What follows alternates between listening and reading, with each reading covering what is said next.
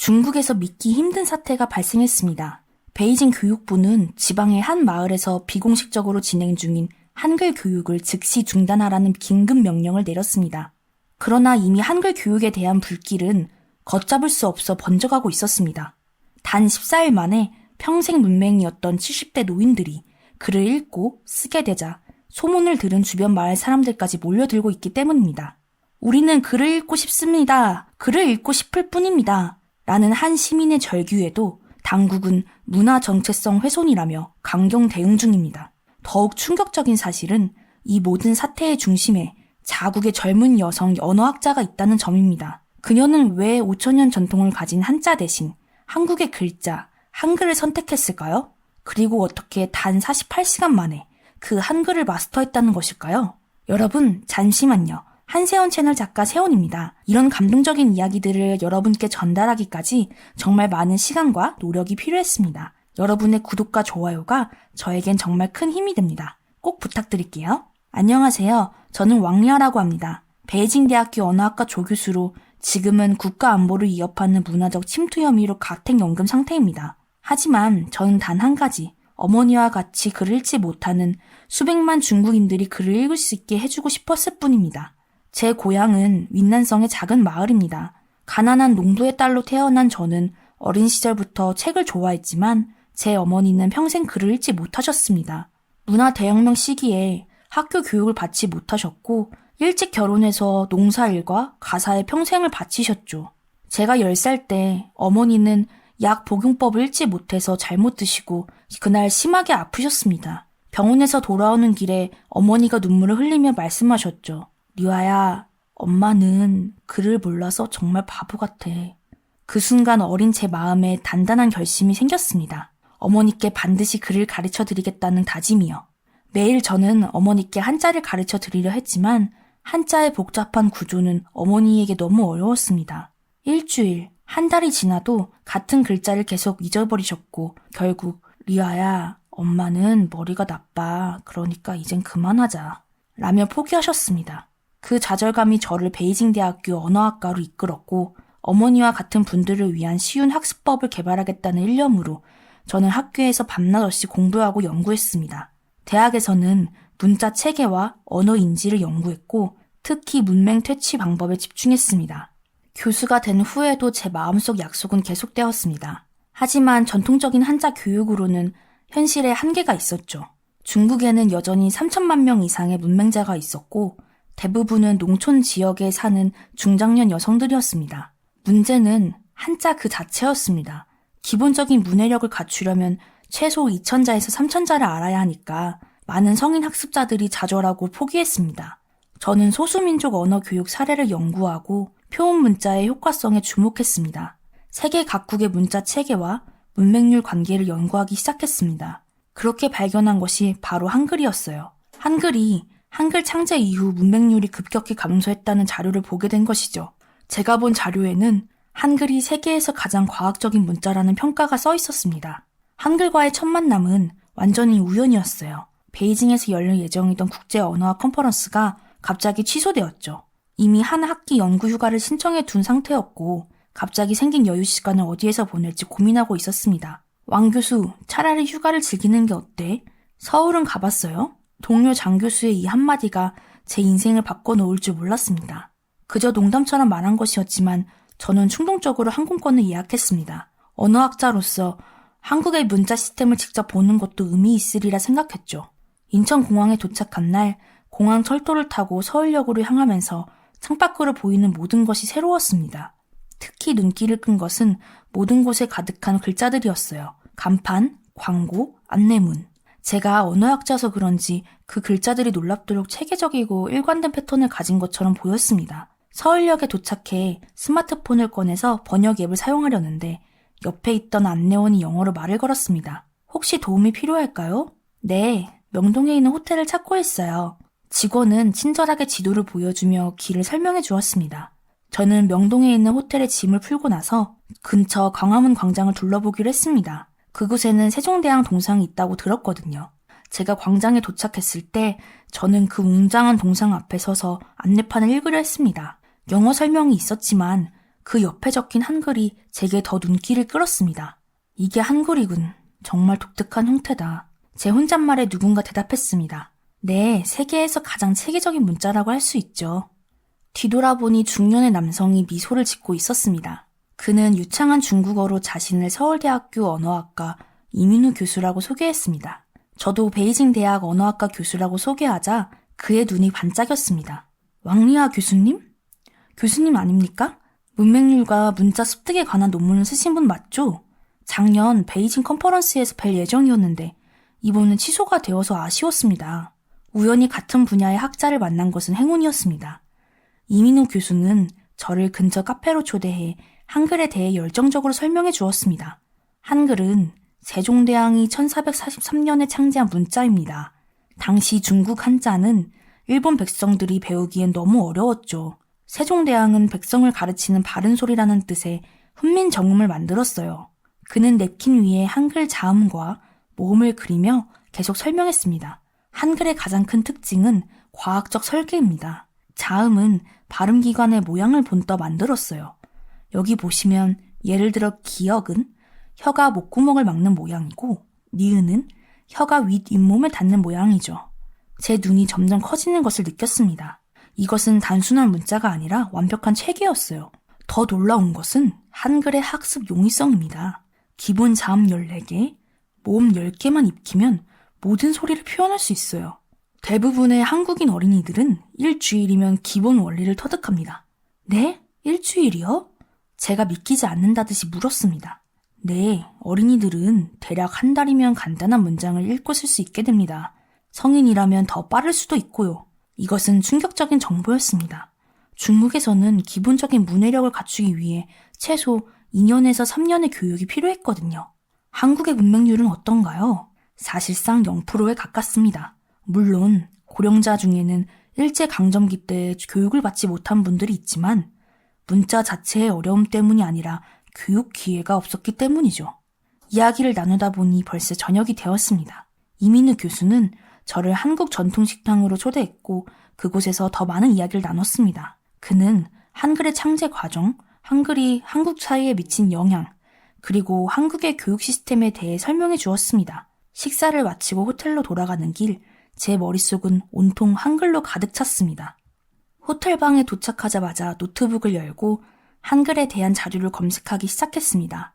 그리고 유튜브에서 한글 학습 영상을 찾아보기 시작했죠. 이렇게 단순한 원리로 모든 소리를 표현할 수 있다니. 그날 밤 저는 자정을 넘겨가며 한글의 기본 자모를 공부했습니다. 놀랍게도 단 몇 시간 만에 기본 원리를 이해하게 되었습니다. 다음날 아침 간단한 한글 단어를 읽을 수 있게 되자 스스로도 놀랐습니다. 이틀째 되는 날 저는 이민호 교수에게 연락해 만남을 요청했습니다. 그는 저를 서울대학교 캠퍼스로 초대했고 언어학과 자료실에서 더 많은 연구자료를 보여주었습니다. 교수님, 이것은 훈민정음 해례본의 복사본입니다. 세종대왕이 한글을 창제할 때 그 원리를 설명한 책이죠. 제가 한글에 보이는 관심에 그는 매우 기뻐했습니다.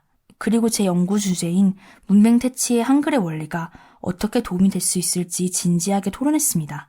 왕 교수님, 한글의 원리는 특정 언어에만 국한되지 않아요. 세종대왕은 모든 소리를 표현할 수 있는 보편적 시스템을 설계했죠.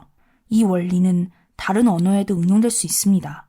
그 말은 제 가슴을 강하게 울렸습니다. 그렇습니다. 이것이 바로 제가 찾던 답이었습니다.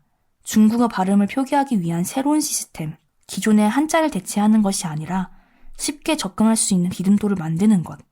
이민우 교수의 도움으로 저는 한국의 문해교육센터도 방문했습니다. 그곳에서 한글을 배우는 노인분들을 만났고 그들이 불과 몇 주 만에 간단한 텍스트를 읽는 모습을 보았습니다. 한 할머니는 80세에 처음으로 손녀에게 편지를 쓸 수 있게 되었다며 눈물을 흘리고 계셨죠. 내가 평생 꿈꿔온 일이었어요. 내 손으로 내 마음을 써서 전하는 거. 그 말을 듣는 순간 저는 어머니를 떠올렸습니다. 어머니도 이렇게 글을 읽고 쓸 수 있게 된다면 얼마나 좋을까요? 일주일간의 서울 여행은 그렇게 제 인생을 완전히 바꿔놓았습니다. 떠나기 전날 이민우 교수는 저에게 특별한 선물을 주었습니다. 교수님, 이건 한글 학습 교재와 훈민정음 영인본입니다. 왕 교수님의 연구에 도움이 되길 바랍니다. 서울을 떠나는 비행기 안에서 저는 이미 중국어에 맞게 응용할 수 있는 문자 체계를 구상하고 있었습니다. 한글의 과학적 원리를 바탕으로 중국어의 성조와 발음에 맞는 새로운 시스템을요. 베이징으로 돌아가는 길, 제 가슴은 희망으로 가득 찼습니다. 드디어 어머니와의 약속을 지킬 수 있는 방법을 찾은 것 같았으니까요. 베이징으로 돌아오자마자 저는 열정에 가득 차 연구실로 직행했습니다. 한글의 원리를 중국어에 적용한 새로운 문자체계, 제가 임시로 신문자라는 이름을 붙인 시스템을 더욱 구체화하기 시작했습니다. 첫 번째 과제는 중국어의 성조를 어떻게 표현할지였습니다. 한글은 성조 구분이 없지만 중국어는 4가지 성조가 의미를 완전히 바꿔놓았으니까요. 저는 모음 위에 간단한 기호를 추가하는 방식으로 성조를 표현하기로 했습니다. 3주간의 밤샘 작업 끝에 기본 체계가 완성되었습니다. 이제 실험이 필요했죠. 우선 몇몇 학생들에게 이 체계를 가르쳐 보았습니다. 결과는 놀라웠어요. 학생들은 단 이틀 만에 기본 원리를 이해하고 일주일 후에는 신문자로 쓰여진 중국어 테스트를 읽을 수 있게 되었습니다. 자신감이 생긴 저는 학과 세미나에서 이 연구를 발표하기로 했습니다. 그날이 제 인생의 전환점이 될 줄은 전 꿈에도 몰랐죠. 존경하는 동료 여러분, 오늘 저는 중국의 문맹 퇴치를 위한 혁신적인 접근법을 제안하고자 합니다. 발표를 시작하자마자 저는 청중들의 표정이 굳어지는 것을 느꼈습니다. 제가 한글의 원리를 언급하는 순간 회의실은 얼어붙었습니다. 왕 교수, 당신이 제안한 것은 5000년 중화 문명의 정수인 한자를 버리자는 것이요. 학과장 우 교수의 날카로운 질문이었습니다. 저는 침착하게 대답했습니다. 아닙니다. 제가 제안하려고 하는 것은 한자를 대체하자는 것이 아니라 문맹자들이 쉽게 읽기를 배울 수 있는 보조 시스템입니다. 궁극적으로는 이 시스템을 통해 한자 학습으로 자연스럽게 연결되는 것이 마지막 목표입니다. 하지만 제 설명은 소용없었습니다. 회의실은 2 진영으로 나뉘었어요. 소수의 젊은 교수들이 제 아이디어에 관심을 보였지만 대다수의 원로 교수들은 강하게 반대했습니다. 5000년 역사를 가진 우리 한자를 버리고 외국 문자를 도입하자는 발상은 문화적 자기부정이자 민족적 수치요. 신세대들은 전통에 대한 존중이 부족하오. 한자는 단순한 의사소통 도구가 아니고 우리 문화의 혼이라네. 세미나가 끝난 후 학과장은 저를 사무실로 불렀습니다. 리아 교수, 너를 아끼는 마음에서 말하마. 지금 진행 중인 연구는 여기서 중단하는 것이 좋겠구나. 이미 몇몇 동료 교수들이 교육부에 문제를 제기하였다. 해당 연구가 국가 정체성을 훼손할 우려가 있다는 의견이 접수되었다. 충격이었습니다. 단순한 학술적 논쟁이 아니라 정치적 문제로 비화되고 있었던 것이죠. 학과장님, 이건 단지 문맹 퇴치를 위한 교육학적 접근일 뿐입니다. 어떻게 국가 정체성 문제가... 학과장은 말을 끊었습니다. 리아 교수, 너무 순진하구나. 이건 학술 문제가 아니라 정치 문제야. 외국 문자를 도입하자는 제안은 특히 지금 같은 시기에 매우 민감한 사안이다. 다음 날 교내 메일함에는 교육부의 공문이 들어있었습니다. 귀하의 한글 원리를 응용한 문맹퇴치 연구는 국가문화 정책에 위배되는 내용을 포함하고 있어 즉각 중단을 요청합니다. 해당 연구 자료는 모두 당국에 제출하여 주시기 바랍니다. 연구실로 돌아오는 길에 눈물이 흘렀습니다. 3천만 문맹자들에게 희망을 줄 수 있는 방법이 눈앞에 있는데 단지 그것이 외국에서 온 아이디어라는 이유로 막히다뇨. 그날 저녁 젊은 동료 장 교수가 저를 찾아왔습니다. 그는 조심스럽게 주변을 살핀 후 작은 목소리로 말했습니다. 리와, 포기하지 마세요. 저도 당신의 연구에 큰 가능성을 봤어요. 당장은 공식적으로 진행할 수 없더라도 비공식적으로라도 계속해야 해요. 그의 지지에 용기를 얻었지만 현실은 냉혹했습니다. 학과 안의 분위기는 얼어붙었고 일부 동료들은 저를 피하기 시작했습니다. 문화 반역자라는 소문까지 돌았죠. 더 충격적인 일은 일주일 후에 벌어졌습니다. 연구비가 갑자기 동결되었고 제가 지도하던 대학원생들도 다른 교수에게 재배정되었습니다. 사실상 이건 학문적 고립이었습니다. 완전히 절망에 빠져있을 때 어머니로부터 전화가 왔습니다. 저는 차마 상황을 말씀드리지 못했습니다. 리아야, 요즘 어떻게 지내니? 너무 일에만 빠지지 말고 몸 건강히 챙기렴. 어머니의 따뜻한 목소리를 듣는 순간 제가 왜 이 연구를 시작했는지 다시 깨달았습니다. 이것은 단순한 학술적 호기심이 아니라 어머니와 같은 수백만 중국인들에게 글을 읽을 수 있는 권리를 돌려주기 위한 여정이었습니다. 엄마, 걱정 마세요. 제가 곧 고향에 내려갈게요. 그리고 엄마께 보여드릴 특별한 것이 있어요. 결심했습니다. 공식적인 연구가 막혔다면 비공식적으로 시작하면 됩니다. 제일 먼저 어머니께 이 시스템을 가르쳐 드리기로 했습니다. 밤새 준비한 간단한 교재와 함께 저는 휴가를 신청했습니다. 다행히 연구는 금지되었지만 휴가까지 금지되진 않았죠.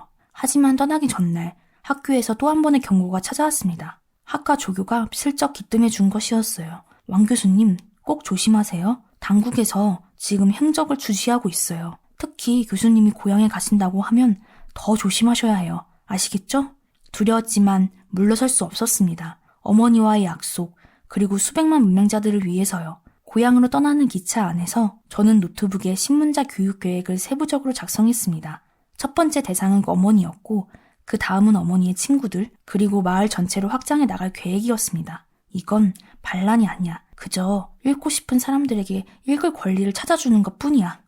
스스로에게 계속 되뇌었지만 마음 한구석에는 두려움이 자리 잡고 있었습니다. 제가 시작하려는 일이 얼마나 위험한지 알았으니까요. 하지만 더 강한 것은 결의였습니다. 어머니께 드린 약속, 그리고 수백만 문맹자들에게 희망을 주기 위한 결의. 고향 윈난성으로 향하는 기차 창밖으로 풍경이 빠르게 지나갔습니다. 저는 고개를 들어 결연한 눈빛으로 앞을 바라보았습니다. 이제 진짜 도전이 시작되는 것이었으니까요. 윈난성의 작은 마을, 제 고향에 도착한 날은 가을비가 내리고 있었습니다. 20년 만에 돌아온 고향은 변한 것보다 변하지 않은 것이 더 많았습니다. 여전히 흙길이 많았고 마을 회관은 예전 그대로였습니다. 어머니는 문 앞에서 우산을 들고 저를 기다리고 계셨습니다. 그 모습을 보는 순간 모든 두려움과 불안이 사라졌습니다. 이것이 제가 여기 온 이유였으니까요. 리화야, 이렇게 갑자기 오다니 무슨 일 있니? 어머니의 물음에 저는 미소로 답했습니다. 엄마, 내가 어릴 때 한 약속 기억해? 이제 그 약속을 지킬 때가 왔어. 그날 저녁 저는 어머니께 제가 개발한 신문자 시스템을 보여드렸습니다. 한글의 원리를 중국어 발음에 맞게 조정한 것이었죠. 처음에 어머니는 의심스러워 하셨습니다. 리화야, 내가 한자도 못 배웠는데 이런 새로운 글자를 어떻게 배우겠니? 엄마, 이건 한자랑 달라. 그림을 외우는 게 아니고 소리를 표현한 거야. 24개의 기본 글자만 익히면 모든 중국어 소리를 표현할 수 있어. 첫날 우리는 기본 자음과 모음 8개만 배웠습니다. 어머니는 처음에 어색해하셨지만 제가 각 글자가 어떻게 입모양과 같은지 설명해드리자 점점 흥미를 보이기 시작하셨습니다. 놀랍게도 단 하루 만에 어머니는 그 8개의 글자를 완벽하게 익히셨습니다. 둘째 날 우리는 나머지 16개의 기본 글자를 배웠습니다. 어머니는 새로운 글자를 배우는데 생각보다 훨씬 빠르게 적응하셨습니다. 리화야, 이거 정말 신기하다. 이 글자가 마의 소리를 나타내는 거구나. 셋째 날, 저는 어머니께 간단한 문장을 읽어보라 했습니다. 나는 리화의 엄마입니다. 라는 문장이었죠. 어머니는 천천히, 하지만 정확하게 그 문장을 읽어내셨습니다. 그 순간 어머니의 눈에서 눈물이 흘렀습니다. 내가 글을 읽었어, 리화야. 봤니? 내가 글을 읽었구나. 평생 처음으로 어머니는 글을 읽는 경험을 하신 것입니다. 저도 함께 울었습니다. 어릴 적 약속이 드디어 이루어지는 순간이었으니까요. 소문은 빠르게 퍼졌습니다. 다음날 어머니의 친구 2분이 우리 집을 찾아오셨습니다. 리화야, 너희 어머니가 이틀 만에 글을 읽게 되었다고? 정말이니? 네, 아주머니. 저희 엄마뿐만 아니라 아주머니도 배우실 수 있어요. 그렇게 작은 스터디 그룹이 시작되었습니다. 어머니와 2 친구, 그리고 저. 놀랍게도 일주일이 지나자 3분 모두 간단한 문장을 읽고 쓸 수 있게 되었습니다. 그들의 기쁨은 말로 표현할 수 없었습니다. 리화야, 이제 약병에 적힌 글자를 읽을 수 있어. 더 이상 남에게 물어볼 필요가 없어서 너무 좋다. 어머니의 한 친구는 더 감동적인 말씀을 하셨습니다. 리화야, 나는 평생 내 이름을 쓸 수 없어서 서류에 항상 지장을 찍었어. 이제 내 이름을 쓸 수 있게 되다니 이게 꿈인지 현실인지. 이 작은 성공에 고무되어 저는 마을 회관에 더 큰 수업을 열기로 했습니다. 물론 공식적인 허가 없이 진행하는 것이었기에 조금 조심스러웠지만 주민들의 열정을 보면서 용기를 얻었습니다. 첫 공개 수업에는 12명의 여성이 참석했습니다. 대부분 50대 이상의 문맹 여성들이었죠. 저는 더 효과적인 교육을 위해 교재를 보완했습니다. 특히 그들에게 친숙한 단어와 문장으로 구성했습니다. 오늘 시장에 갑니다. 손자가 학교에 갑니다. 나는 밥을 짓습니다. 일상에서 자주 사용하는 문장들이었습니다. 수업에 참석한 분들은 이러한 실용적인 문장을 통해 빠르게 읽기와 쓰기의 기본을 익혀갔습니다. 그런데 예상치 못한 문제가 발생했습니다. 어느 날 마을 간부 리우 씨가 수업을 참관하러 왔습니다. 그리곤 그는 저를 따로 불러 물었습니다. 왕 교수, 이게 무슨 문자죠? 공식 허가를 받으셨나요? 저는 솔직하게 대답했습니다. 이것은 제가 개발한 교육 시스템이에요. 한글의 원리를 중국어에 적용한 것이죠. 공식 허가는 아직 없습니다. 리우 간부의 표정이 굳어졌습니다. 왕 교수, 이건 문제가 될 수 있습니다. 승인되지 않은 교육 방식을 가르치는 것은 저는 간절히 설득했습니다. 리우 간부님, 이분들이 얼마나 빠르게 배우고 있는지 보세요. 단 2주 만에 기본적인 읽기가 가능해졌습니다. 이건 혁신적인 방법이에요. 리우 간부는 잠시 생각하더니 의외의 말을 했습니다. 사실 저희 어머니도 문맹이십니다. 정말 2주 만에 읽을 수 있게 되나요? 그는 자신의 어머니도 수업에 참여시키기로 했고 마을의 공식적인 문제 제기는 없었습니다. 오히려 그의 어머니가 놀라운 속도로 발전하는 모습을 보며 리우 간부는 점점 이 프로젝트의 지지자가 되었습니다. 한 달이 지났을 때 놀라운 일이 벌어졌습니다. 수업에 참여한 20명의 여성 중 18명이 기본적인 일상 문장을 읽고 쓸 수 있게 되었고 약 300개의 한자도 인식할 수 있게 되었습니다. 특히 신문자로 먼저 발음을 익힌 후 한자를 배우니 한자 학습 속도도 빨라진 것이 매우 놀라웠습니다. 어느 날 어머니가 저에게 편지를 건네셨습니다. 신문자로 쓰여진 그 편지에는 이렇게 적혀 있었습니다. 사랑하는 내 딸 류아에게 내가 평생 가장 원했던 것은 글을 읽고 쓰는 것이었단다. 이제 네 덕분에 그 꿈을 이루었구나. 어제는 처음으로 마을 게시판의 공지도 읽었단다. 내 인생에 이런 날이 올 줄 몰랐어. 고맙다 내 딸. 그 편지를 읽는 순간 모든 고난과 위험이 같이 있었다고 느꼈습니다. 이것이 바로 제가 이 여정을 시작한 이유였으니까요. 하지만 행복한 시간은 오래가지 않았습니다. 어느 날 아침 마을에 검은색 차량이 도착했습니다. 교육부에서 온 조사관들이었습니다. 그들은 마을회관에서 진행 중이던 수업을 중단시키고 모든 교재를 압수했습니다. 왕리아 교수, 당신은 승인되지 않는 문자 시스템을 가르친 혐의로 베이징으로 돌아가서 조사에 응해야 합니다. 순간 마을 여성들이 일어나 항의했습니다. 우리는 단지 글을 배우고 싶었던 거예요. 왕 선생님은 잘못한 것이 없어요. 어머니도 앞으로 나서셨습니다. 내 딸은 우리에게 빚을 가져다 주었어요. 어떻게 그것이 잘못될 수 있죠? 조사관들은 주민들의 항의에 당황했지만 결국 저는 베이징으로 돌아가야 했습니다. 떠나기 전 어머니가 제 손을 꼭 잡으셨습니다. 리화야, 두려워하지 마. 너는 우리에게 이미 읽을 수 있는 능력을 주었단다. 그리고 그것은 누구도 뺏어갈 수 없어. 베이징으로 강제 소환된 저는 즉시 대학에서 정직 처분을 받았습니다. 국가문화 정책에 위배되는 행위라는 이유여서였죠. 가택연금 상태로 일주일이 지났을 때 교육부 조사관들이 집으로 찾아왔습니다. 왕리아 교수, 당신의 행위는 중국 문화의 정체성을 훼손하고 사회 혼란을 야기할 수 있습니다. 모든 연구자료와 교육자료를 제출하고 이와 관련된 모든 활동을 즉각 중단하세요. 하지만 이미 늦었습니다. 제가 베이징을 떠난 후에도 윈난성의 마을에서는 주민들이 서로에게 신문자를 가르치고 있었으니까요. 어머니가 몰래 보내주신 편지에 따르면 인근 3개 마을로 이 시스템이 퍼져나가고 있었습니다. 딸, 걱정하지 마렴. 우리는 너가 우리에게 준 선물을 소중히 간직하고 있단다. 마을 여성들은 매일 밤 비밀리에 모여서 서로서로를 가르치고 배우고 있어. 이미 50명 이상이 글을 읽을 수 있게 되었단다. 어머니의 편지는 저에게 큰 위안이 되었습니다. 비록 저는 감시 아래 있었지만 제가 시작한 변화는 계속되고 있었습니다. 한 달이 지났을 때 뜻밖의 방문객이 찾아왔습니다. 바로 교육부 리진 국장이었습니다. 그는 매우 조심스러운 태도로 제게 말을 꺼냈습니다.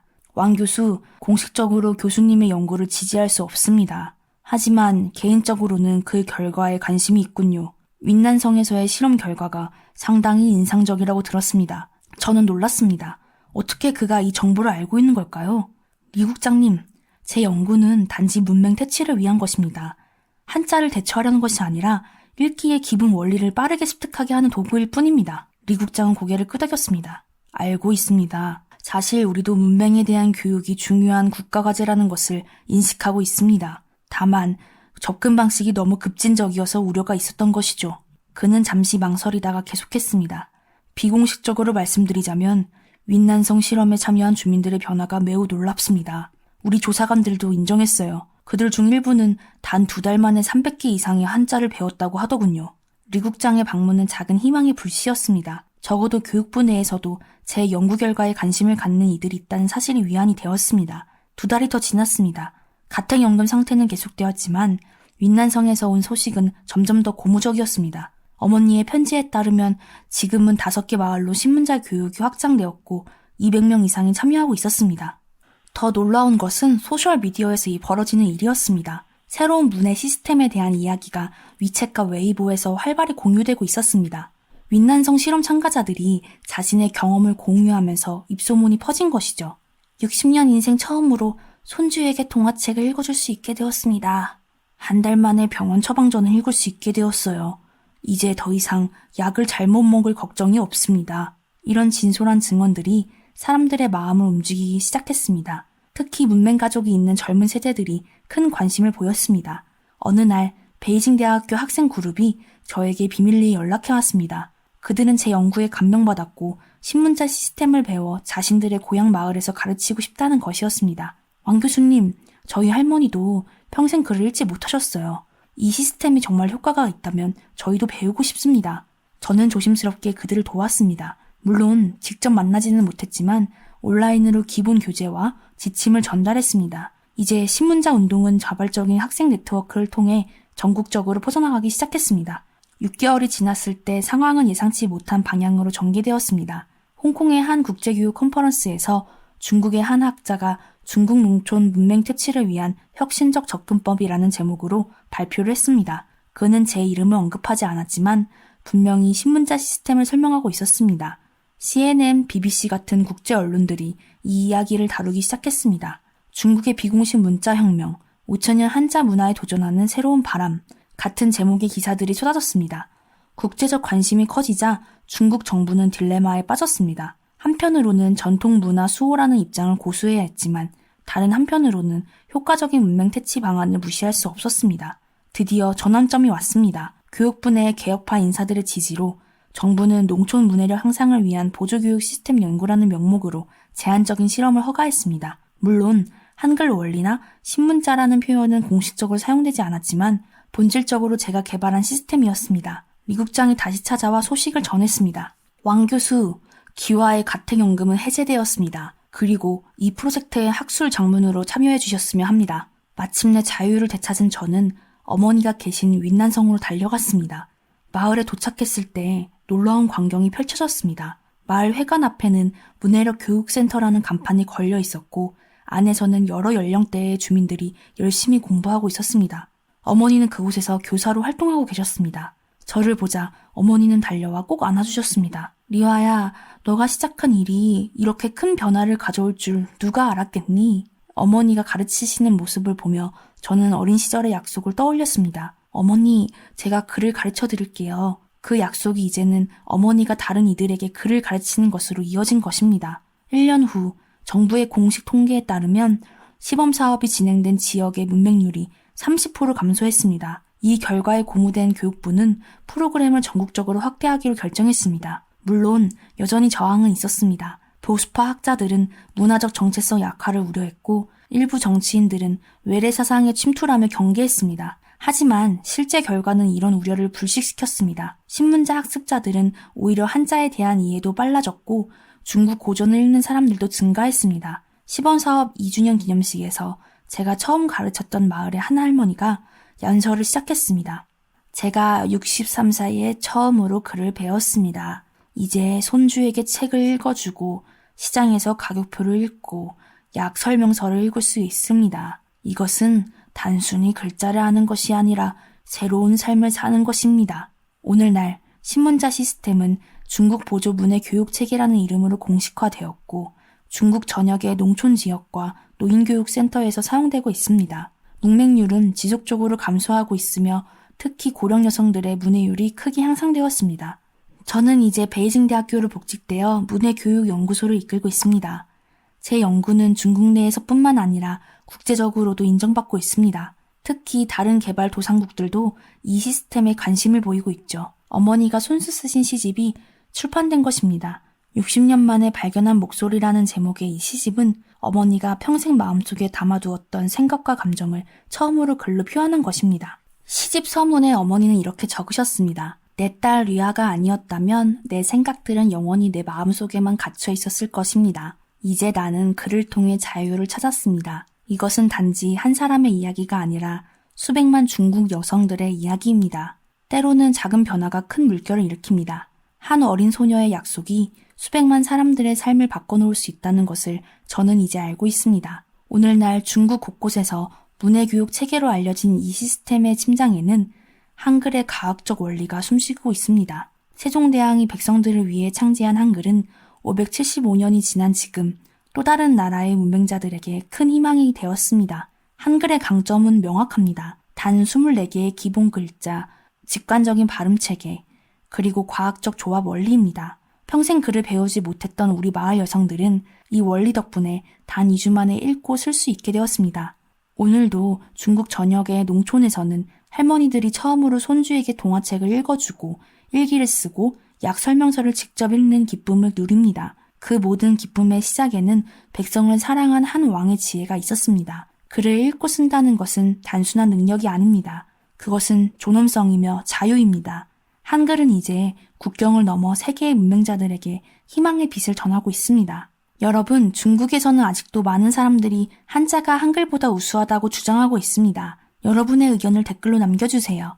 또한 한글의 우수성을 전 세계로 알리는데 여러분의 구독과 좋아요가 꼭 필요합니다. 그리고 주변 분들에게 영상을 공유해 주시면 우리의 훌륭한 문자, 한글을 알리는 첫 걸음이 될 수 있습니다. 오늘도 시청해 주셔서 감사합니다.